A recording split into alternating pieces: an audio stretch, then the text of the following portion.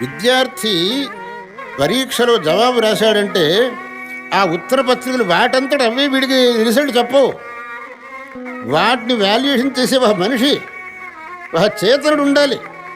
వాడు ఆ పరీక్ష ఉత్తర పత్రికలు వాల్యుయేషన్ చేయాలి, దిద్దాలి. ఈ ప్రశ్నకు వీడు రాసిన జవాబుకు ఇన్ని మార్కులు అని ఆయన తీర్మానం చేయాలి. వాటంతట అవే ఆ ఉత్తర పత్రికలు వీడికి ఏమి రిజల్ట్ చెప్పవు. అలాగే మనం చేసినటువంటి కర్మలు వాటంతట అవే మనకు ఫలం ఇవ్వడానికి వీల్లేదు.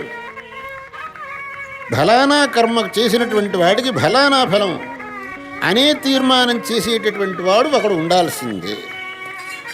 వాడు ఎవరు? మీరు నేను మనబోటిగాడెవడు కాదు. వాణ్ణే పరమేశ్వరుడు అని మనం, ఈశ్వరుడు, భగవంతుడు, దేవుడు అని మనం వాణ్ణే పిలుస్తున్నాం.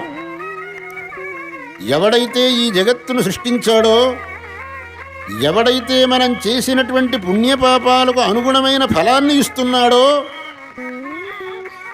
ఎవడైతే ఎవ్వడి మీద ఏ విధమైన పక్షపాతం లేకుండా వ్యవహరిస్తున్నాడో వాడు పరమేశ్వరుడు.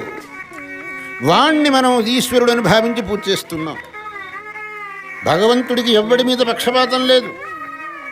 కొంతమంది అంటారు చాలా శ్రీమంతులకు భగవంతుడు అనుగ్రహం కలుగుతుందేమో, లేదు పెద్ద పెద్ద పండితులకు, మహాకవులకు, ఇటువంటి వాళ్ళకు భగవంతుడు దయ కలుగుతుందేమో, మాకేం కవిత్వం రాదు, మాకు భగవంతుడి దయ మేము పాత్రలం కాలేమా, పెద్ద పెద్ద అధికారంలో ఉండే వాళ్ళకు భగవంతుడి దయ కలుగుతుందేమో, మాకు ఏ అధికారమూ లేదు. ఇలా మనం ఎవ్వళ్ళం అనుకోకూడదు.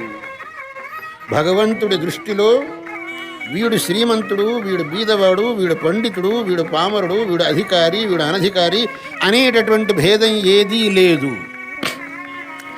అలా భేదం చూపించేవాడైతే వాడు భగవంతుడు కానే కాదు. ఎవడికైతే అటువంటి భేద దృష్టి ఉంటుందో వాణ్ణి మనం భగవంతుడు అనటమే లేదు. ఎవడైతే ఇటువంటి ఏ విధమైన భేదం లేకుండా భక్తితో ఉపాసించే ప్రతి ఒక్కడికి సమానంగా అనుగ్రహం చేస్తాడో వాణ్ణి మనం భగవంతుడు అని పిలుస్తున్నాం.